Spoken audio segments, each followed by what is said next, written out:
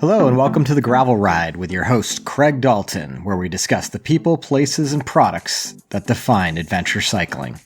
No matter which bike you brought, it's going to be wrong at some point during this race. I love it. That's one of my favorite quotes from this week's guest, Nate King of Above Category in Chapter 3. We talk about course design, gear selection, and a whole host of other things. So let's jump right in.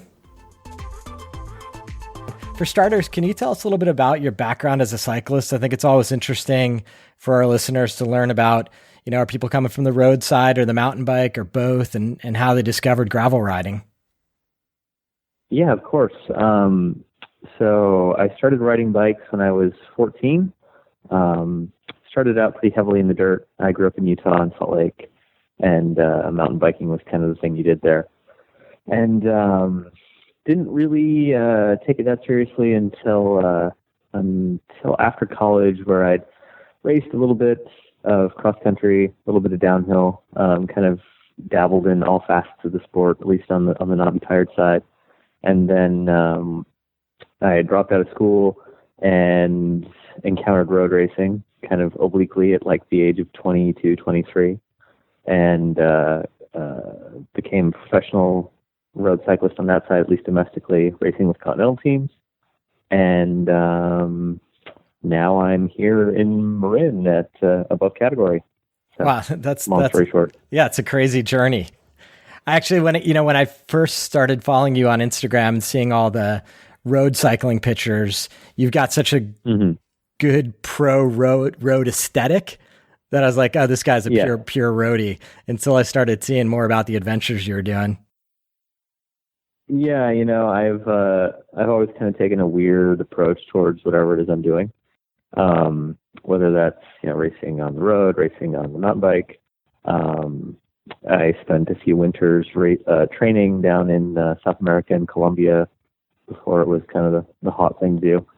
And so I don't know. I used to get yelled at for riding my training bike when I was with pro teams on single track. So that also kind of so always kind of been there. I'm not what I would call a talented dirt cyclist at all, but I try. It sounds like you've been riding drop bars in the dirt for a while. Yeah. Back when I was right when I first turned, I guess you could say turned pro, I really wanted kind of my forever bike, which would be something with disc brakes and, big tires, fender mounts. And it took the industry about 5 years to figure that out, but I think we're there now. And what did you actually get on that you felt like was as close to that vision of a perfect forever bike? Oh man, I don't think I found it yet. if I'm being quite frankly honest, opens up is up there, for lack of no pun intended. But I have a custom titanium road racing bike that I'm staring at right now that has rim brakes. I haven't found it yet. It's still out there. My unicorn bike is still out there. So. And are you in the 700C wheel camp or the 650B camp when it comes to riding off-road? That's a really good question. It's hard to say. Some days, when we here at Above Category, when we first brought in Open, I was pretty firmly ensconced in the 700C camp. And then last summer, I did this crazy ride from the Lost and Found race up in Tahoe that Sierra Buttes puts on, back down here to Marin County via a few kind of out of the way dirt road routes. And I did it on 650Bs with these huge 48 millimeter Compass slick tires. And that kind of opened my eyes a bit to the smaller wheel size, just as far as the way the bike drove and the way the bike handled. Because I've always been a really big fan of like a really low bottom bracket and kind of really the feeling of being in the bike. And those kind of afforded that versus running the 700s, which were much bigger. But I still go back and forth. I think having one set of each is the way to go. Right on. And was that wheel set, the 650B, the same one you raced, same tires and everything that you raced Lost and Found on? Yeah. So yeah, I did. I found that like with the really, really high volume slick tires, you can get pretty decent traction as long as you're not in really loose or really muddy situations. The sheer size of the contact patch that the slick tire gives up, especially if you're running lower pressures, tends to kind of make up for the lack of knobs. And you were on fairly mixed terrain when you were doing that ride back to the Bay Area. Did you change the tire pressure from when you were racing on Lost and Found to the roads, or keep it about the same? I pumped it up just a little bit between on the kind of the road heavy days, but it wasn't anything bigger than like a 5 to 10 psi difference. It was pretty minimal. I didn't really have any complaints as far as the tires themselves when it came to pavement. So okay, yeah, this has been one of the really fascinating parts about the gravel riding scene for me, has been the debate around wheel size. And I tend to be with you. Mm-hmm. I've got a set of 650B that I ride off-road and 700C on the road. But over the course of events that I've been doing, I honestly could pick one or the other depending on the particular event. And I think that's part of the magic of gravel riding. It's like, it's never perfect. And we talked about this a little bit before when we were talking about designing events. Like, I think you want people to have that question when they're going into an event. Like, how do I set this bike up to do right? Yep. That's kind of the magic of it. And it's a little bit of the mystery. It's like, you're never on the right bike and you're always on the wrong stuff. At some point, like, I mean, I think back to my good friend Bert Swindlehurst, who puts on the Crusher and the Tushar, which I think the first one was in like 2012, and I did that. And kind of one of the overriding themes of like the pre-race briefing was, no matter which bike you brought, it's going to be wrong at some point during this race. And it's like, cool. So back in 2012, I bet at Crusher were some guys on cross bikes, mountain bikes, and road bikes? Yeah, so that one, back in 2012, that was before gravel was really a thing. Yeah. And even disc brakes on a drop bar bike was a thing. And I was racing for the competitive Cyclist Pro team at the time. I was working for backcountry.com, which owned competitive. And we had this one-off prototype disc brake cross bike kicking around with mechanical disc brakes and like 34 millimeter tires or something. Okay. And I was like, that's the bike I want. I want to take that one. And I think I was probably one of only like probably 3 or 4 out of a few hundred people there that was on disc brakes, and everyone else was on Canties. There were a couple crazy people at least on a disc brake road bike or a drop bar bike. And there were a few other crazy people on road bikes, but mostly it was mountain bikes. And now I think that's pretty heavily shifted. So. Yeah, it really has. At the events I've done recently, including the one you put together, it's like everybody's on disc.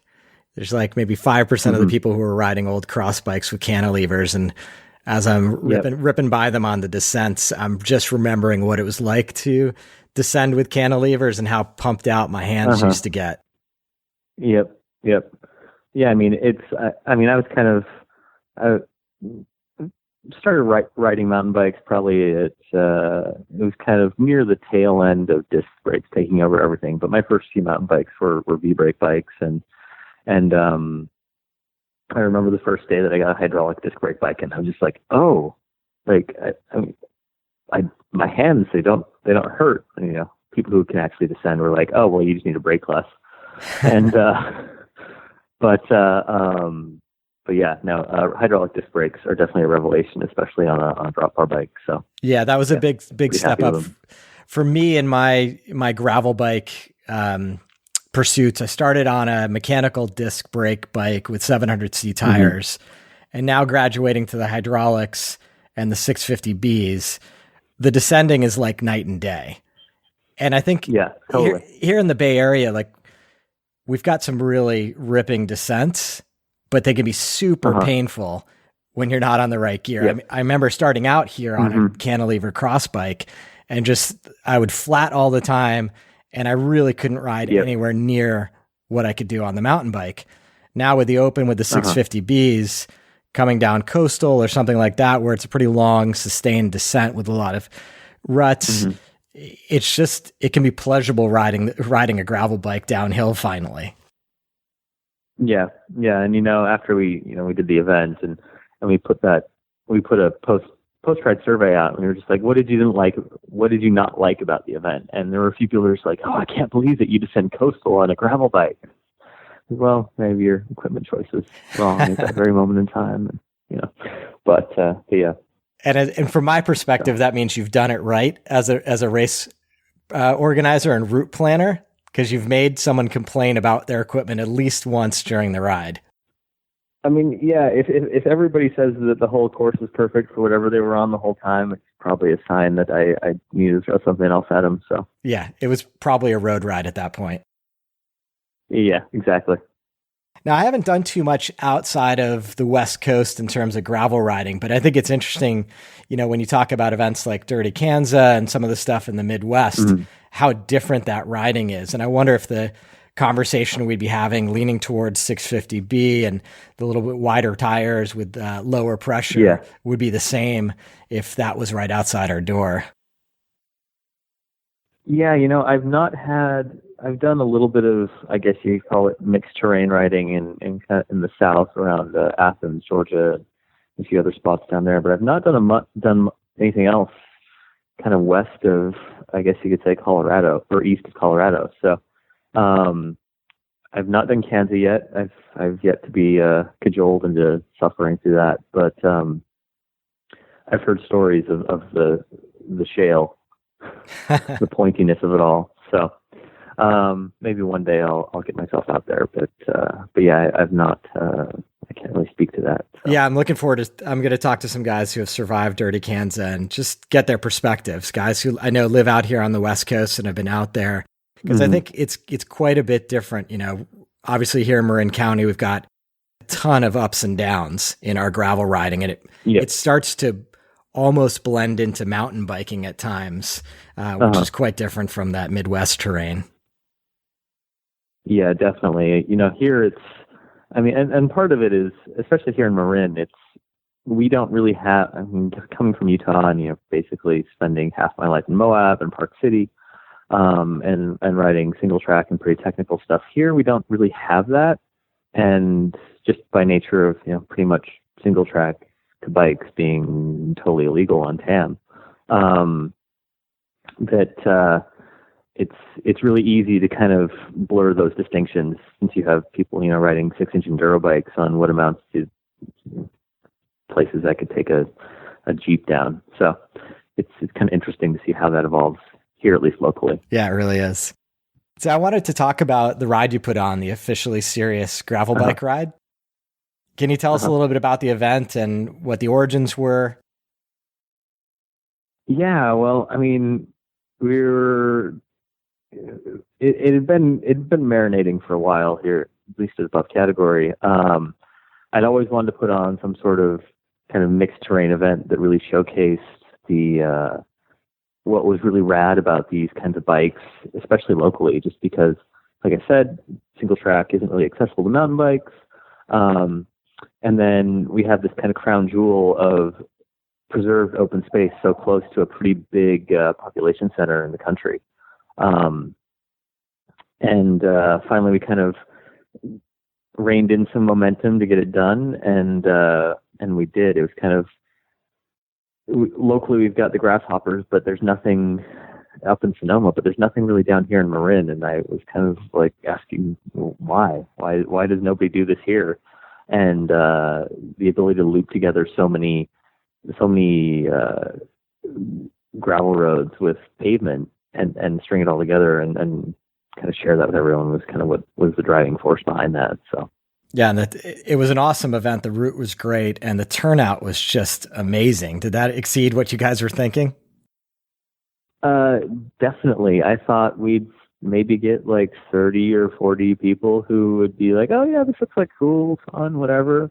And we got 130. So it was quite a bit more than we thought we were going to get, to say the least.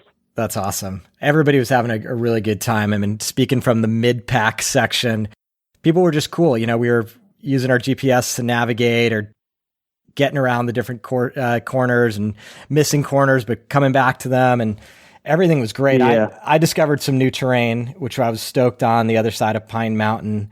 I was riding with some guys down from the South Bay and San Jose who came up. So I think you're right. I think there's a ton of pent up demand for events in this area. And I part of me wasn't surprised when I saw that pack rolling to me in Mill Valley. I was just stoked to see it because I think gravel riding's been so much fun for me. And I think it's so good for all the reasons you mentioned about why it's good in Marin County. I just think more and more people need to discover it. I'm going to post a link to the course profile that you guys posted so that anybody visiting the area can go hit up some of those trails. Yeah, for sure. That's awesome. I think that's really one of the reasons that gravel riding is so exciting to a lot of people is especially if you're on the West Coast where our population density isn't quite so high as some other areas of the country. There's not the same kind of, I guess for lack of a better phrase, road density. So you end up kind of doing the same route. Like as a road cyclist, especially as a racer who's training, you end up doing the same stuff over and over and over and over, and have suddenly this new plethora of routes and new trails to discover, new areas to explore is kind of liberating and is kind of freeing, which is pretty rad to me. So yeah, totally agree. I mean, the fact that we were doing all this great dirt riding during the event, and then next thing I know, we pop out at Alpine Dam and do one of the Bay Area's sort of quintessential road climbs and riding across Seven Sisters. It just sort of underscores what you're saying about we can mix together the best of the dirt and the best of the road and create something that feels entirely new compared to the road loops we've done hundreds of times.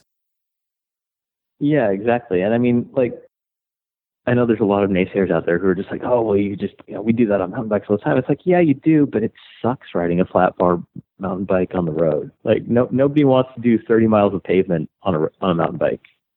I've done it. It's hell.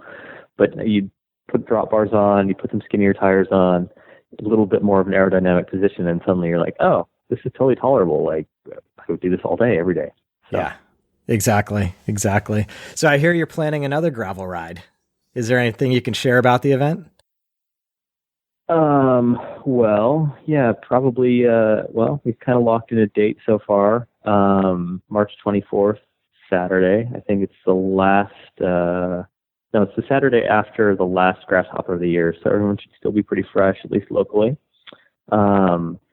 Definitely going to have a bit more, structure around it. A little less choose your own adventure. We'll have a few more aid stops, a little bit more route marking. Since you were mentioning, wrong turns, I definitely noticed a few marks around kind of the blind turns. And yeah, kind of the same idea. Just a bunch of people out there having fun. We might even time at least the first few people who come through who really want to be aggro and competitive. But my full intention is to just chill out and ride bikes with friends. So. Right on. Well, that sounds awesome. I mean, as part of the community, I can't thank you and Above Category and the other sponsors enough for kind of putting a stake in the ground and getting out there and doing things. Cause I think it's really bringing together the San Francisco Bay Area gravel cyclists, and I'm meeting a lot of new people, and it's just been great. I love these type of events. Yeah, no, I'm same boat. So otherwise I wouldn't do them. Right on. Any other gravel events you'd recommend that our listeners check out that you've done before? Ooh, there's one coming up. I don't know if this is going to be published before then or not, but the RockCobbler down in Bakersfield, put on by Sam Barn, is outstanding. That's usually, I think this year it's sometime around Valentine's Day. I won't be in town for it, but I'd highly recommend everyone to go check that one out. Okay. After that, any of the grasshopper events, while they're not strictly gravel, are always a good time, always really good local community. A lot of fast guys at the front, a lot of people chilling out in the middle, a lot of people smoking bowls at the back. And then, obviously the Grinduro events are without a doubt some of the most fun I've had on a bike. They're doing one in Scotland this year.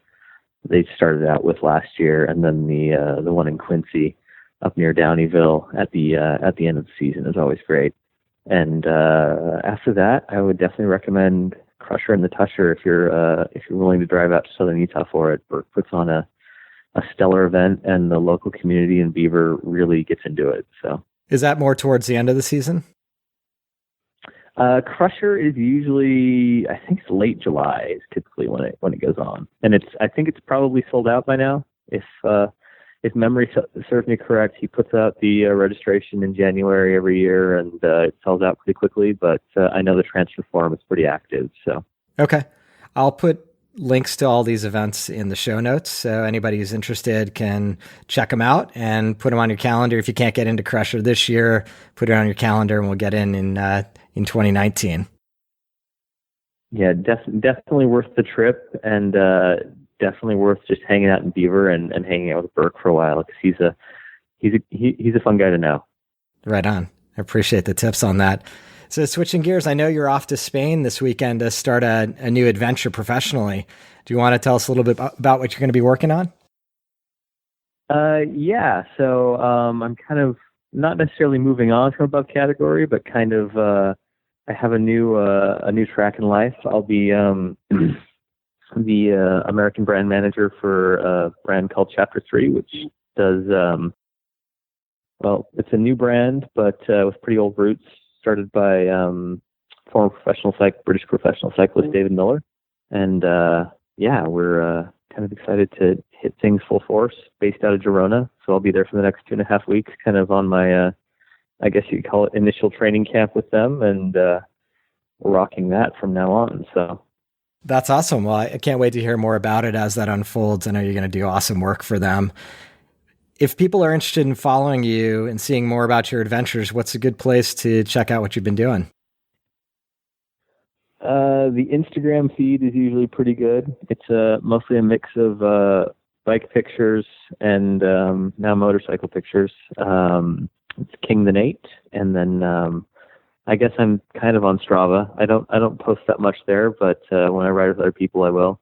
And I've got a whole shit pile of routes there that are usually pretty solid for insanity, if that's your thing. So awesome. Well, I really appreciate the time, Nate. Safe travels to Girona, and we'll check in with you later. Yeah, for sure, Craig. Thanks for having me. So I really enjoyed that conversation with Nate. For more information on the events he mentioned, please check the episode notes. And if you have any questions for me, hit me up on Instagram. We're at The Gravel Ride. So until next time, go out there and get some adventure. Send us your Strava routes and any recommendations for people we should be speaking with.